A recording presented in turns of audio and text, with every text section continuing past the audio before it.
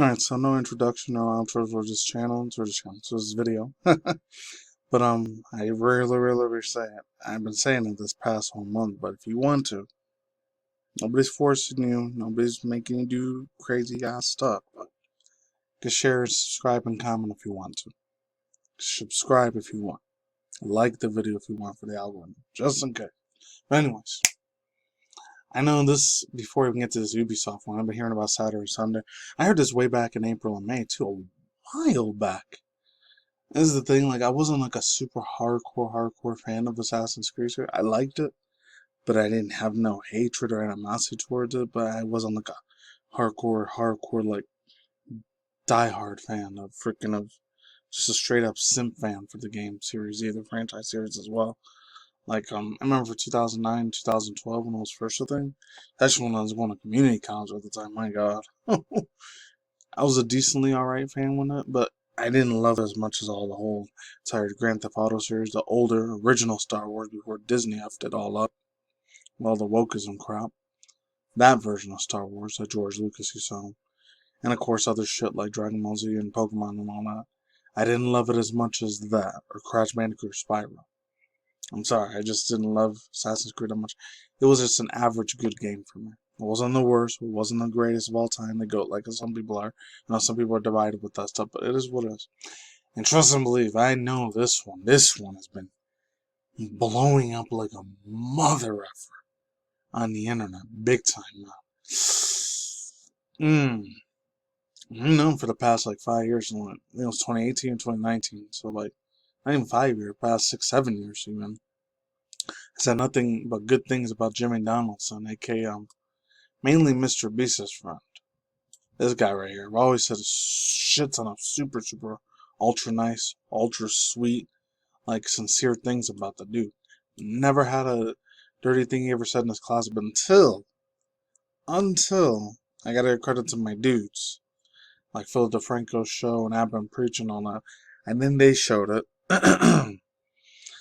It was like a real old video. I think it was from another channel. Like this girl. Oh yeah, from last year.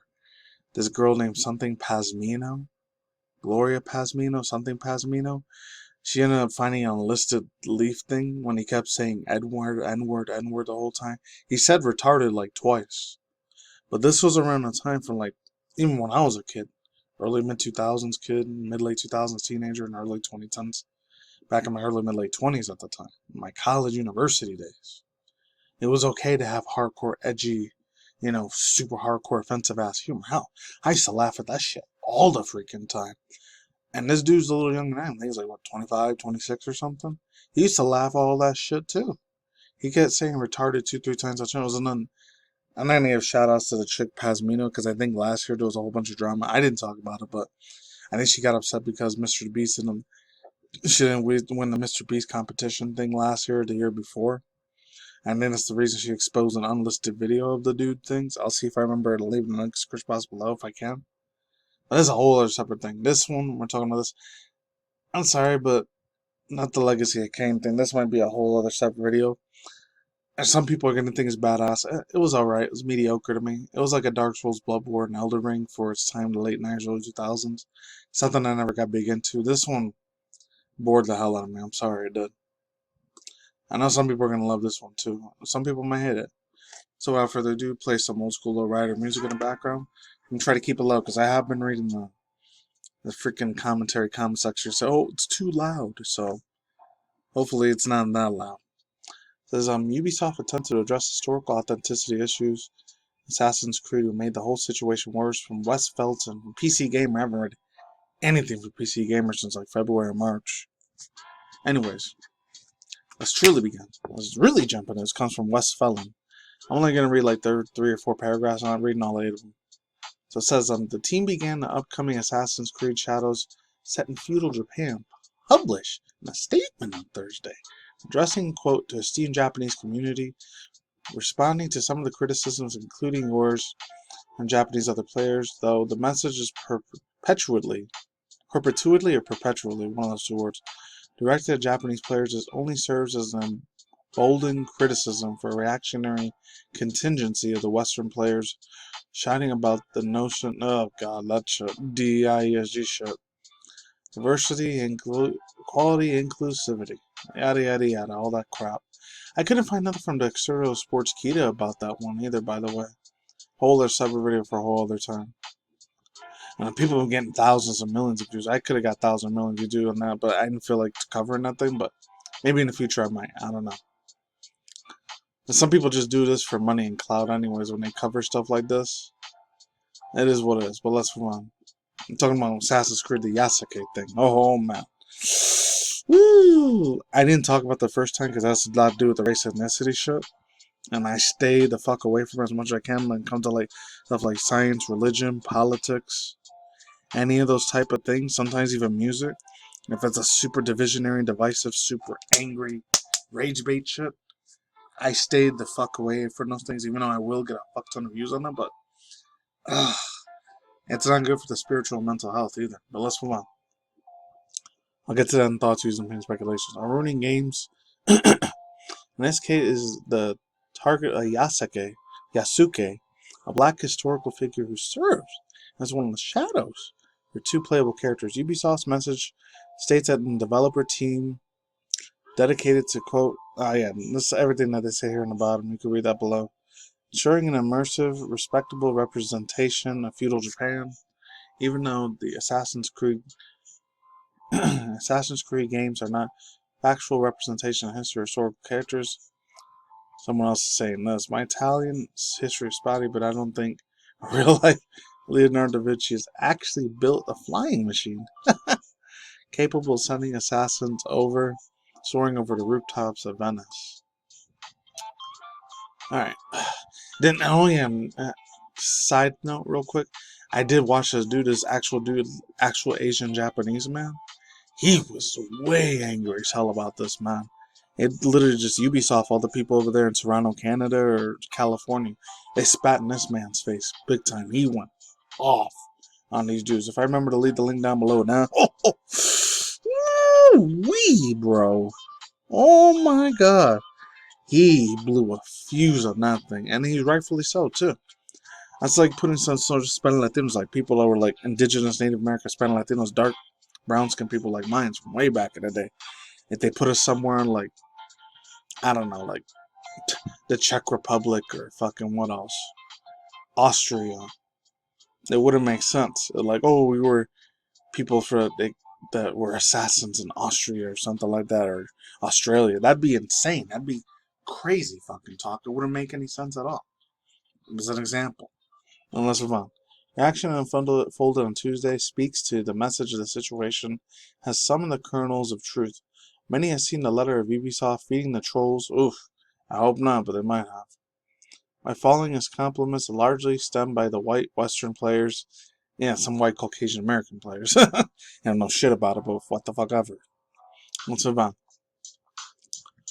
The old school SJW, fuck, whatever. But Ubisoft has also already condemned those reactionaries more than once. Assassin's Creed VP, Vice President, Executive Producer Mark Alexis Cote said in an interview with GameFile last month that Elon Musk's response to the Yasuke case, inclusion, DEI kills art, simply feeding hatred. What Elon Musk said is not the game that we're building, Cote said. CEO, I'll get to that dude at the end of this video too. CEO of Tesla, SpaceX, and Twitter X. Oh man, there's nothing I can say about him. It'll be some good stuff though. CEO, I'm just gonna say this one, Guillemette or Guillemont. More ubiquity referred to as malicious and personal online attacks that have been directed at some of the team's members and partners. In a post of the Ubisoft game, stating, quote, I want to make it clear that we at Ubisoft condemn these hateful acts in the strongest manner possible and encourage the rest of the industry and players to denounce them too. They're such hypocrite pieces of shit for saying that, but I'm going to hold my tongue until the end.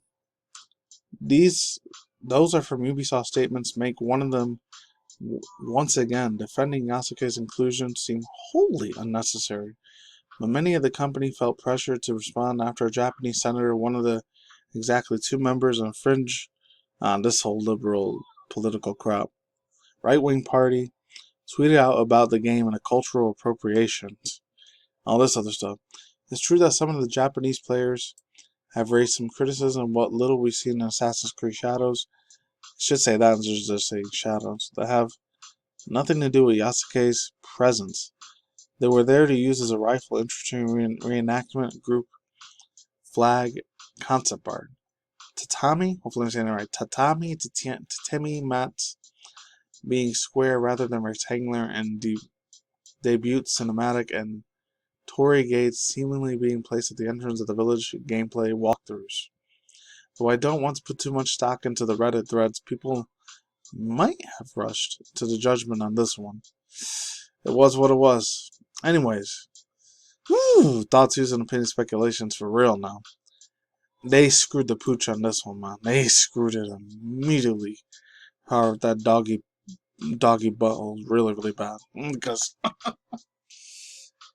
oh man, he cannot please anyone these days. And I seen so much last week Saturday and earlier this past week Sunday, Monday. You know, it's Saturday by the time you guys see this video.